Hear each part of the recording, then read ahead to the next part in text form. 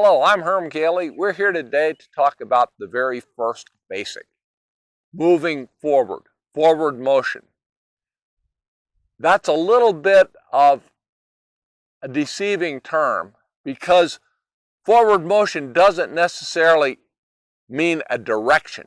It's more like the energy that carries you forward. Some people simply refer to that impulsion as energy.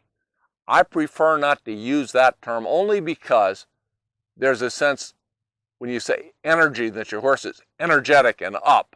Well, they may or may not be. You want that impulsion, that engagement, that willingness to move forward regardless what maneuver you're making. You kind of build it into your horse and then you spend it as you see fit.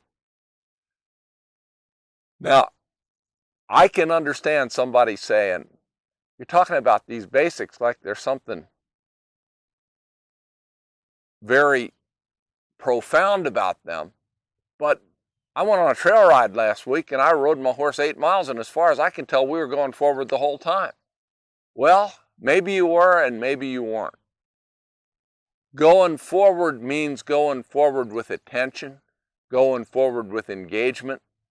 Was your horse really going forward at the speed you wanted, as attentively as you wanted, as responsively as you wanted?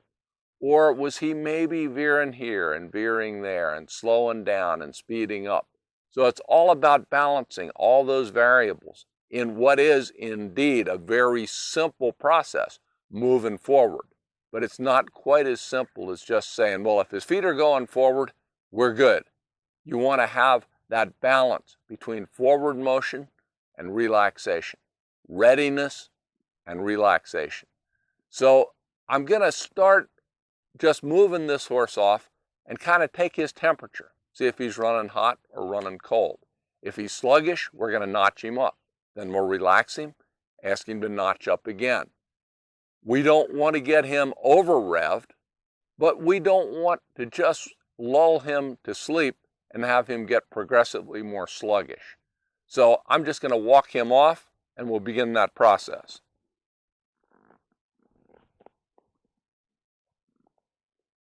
So we're going along here. Sorry for my back. And he feels pretty settled. So what I'm going to do to test him is I'm going to ask him ever so politely with my legs to move forward. That's where your forward motion can come from. It can come from your legs, it can come from an artificial aid like a whip, or you can use your reins to send a horse if you had to, or the horse may generate that movement himself. He may be forward by nature, and you may have to regulate that and contain it, but it's there from the get-go. So I'm going to gently ask him to move forward, just like I expect perfection. When I don't get it, I'm going to notch him up with my legs. Now, on a green horse, I would not be as aggressive as I will be on this horse, who is a finished horse, who's won rein-ins, has won ranch ridings. He should know the process. So I'm just going to put my leg on him.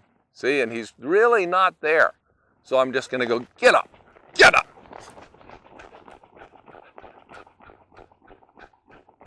Starts to sink back a little too much, I'm going to send him again. Now, importantly, I'm not really steering him, I'm not restricting him. If I'm going to ask him to go forward, let's do one thing at a time.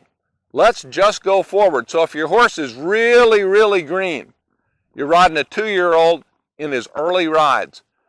In the round pen, I'm happy in the first couple of rides if they just tote me around and go forward when I ask them to.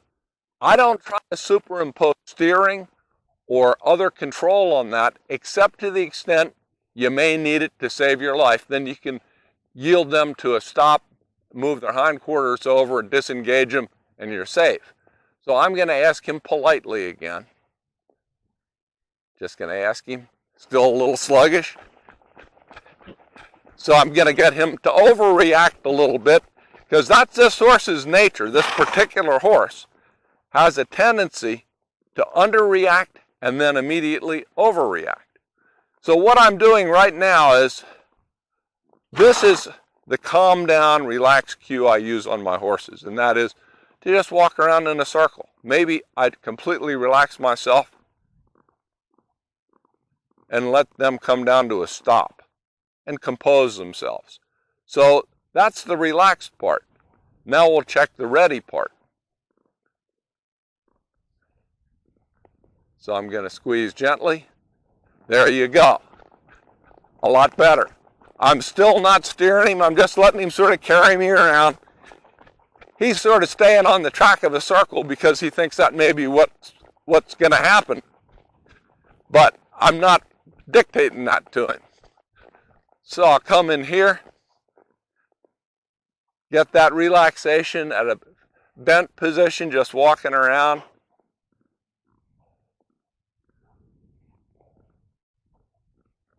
Walk him off, test him again. There you go. That's what you want. So it's that simple. But this horse has had this done before, and it's a refresher for him. If your horse has been sluggish for a while, if he's stalling, if his feet are sticky, you can get a big surprise when you wake up that dragon. When you kick your horse in the guts and say, get forward, they may jump out of their skin, break in two, and buck you off. That's absolutely a risk. So you may want to use a plan B, and that is to energize your horse to your legs while you have them in a more controlled position. Because you're definitely hanging yourself out when you just say, get up there. See, there I sort of took my legs off like I was going to get into him, and he jumped right away. You want this, like if this was around Christmas, you want to be asking for a neck brace for your Christmas present, because he ought to be snapping you back a little bit when you ask him to go. But let's suppose you're worried about him not just snapping forward, but snapping in half and bucking. What you can do is put your horse in this bent position, get him soft, yield his hindquarters by using your legs on him. See? And then hold him till he's soft. That's the relaxed part. Walk up, use your legs on him, move him around. That's the ready part. You come back to softness. That's the relaxed part. So what you're doing is you're sensitizing him to your legs, but you have him in a position where he's soft, contained, and if he would say, I don't like that, and try to buck, he's not going to get very far with it. But you might say, my horse doesn't have any buck in him. That's not, he's broke. He's so quiet, I can hardly get him to move off the spot. That's the one that has that secret buck in there, and it can come up and get you when you least expect it. So that's a method that you can use to get your horse sensitized to your legs, and then when you ask them to go, you're going to have more forward because they care about your legs. So that's the important thing, is to get your horse going forward when you ask him to. It's that simple. And I mean, if you want to take it to an extreme, you should be able to say, get up there. See, he's holding back. I'd like him to line out.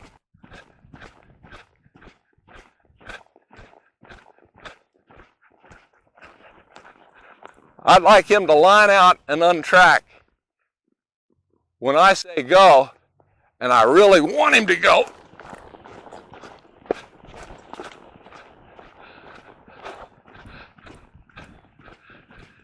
If you renew that, you should get some forward. Now you may notice that I'm wearing spurs. I have not touched this horse with a spur. I'm bumping him with my boot tops, with my leg right around my boot tops. If you can't control your leg, then don't ride with a spur. But I use that in case I need it. I may ask a horse 100 times and never touch him with a spur, but the 101st time when he lags, it's there to reinforce. Now see, I've got him a little balanced toward the upside, so I'm going to walk him around. Just say, it's okay, big guy. That's not a big deal. You've got to have that on-off switch. Got to have that on-off switch so that when you've been calling on them, they should respond, but they shouldn't be apprehensive. You should be able to go off on a nice lope and not have them on edge.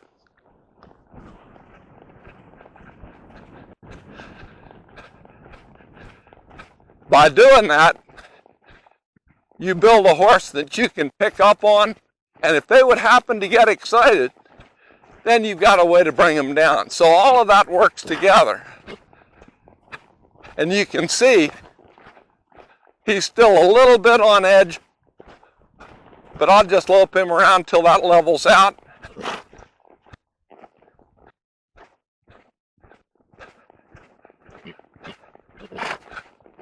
See, he's got a little stall to him. That's his nature, is he's always looking for something to do. But again, if you want to speed him up, you should be able to do that without thumping on his sides.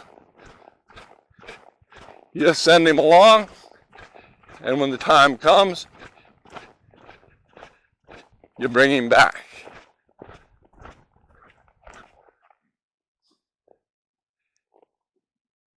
Now, if you've got a horse that is not real responsive off your legs, instead of just bumping on him till you're trying to break a rib and wearing out your leg aid, you may want to just use a little dressage whip, tap them on the backside and send them on.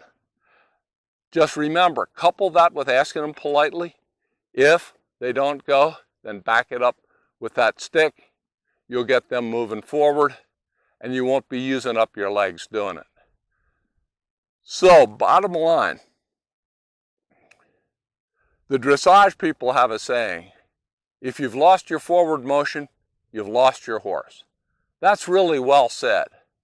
I thought about other ways to create an analogy.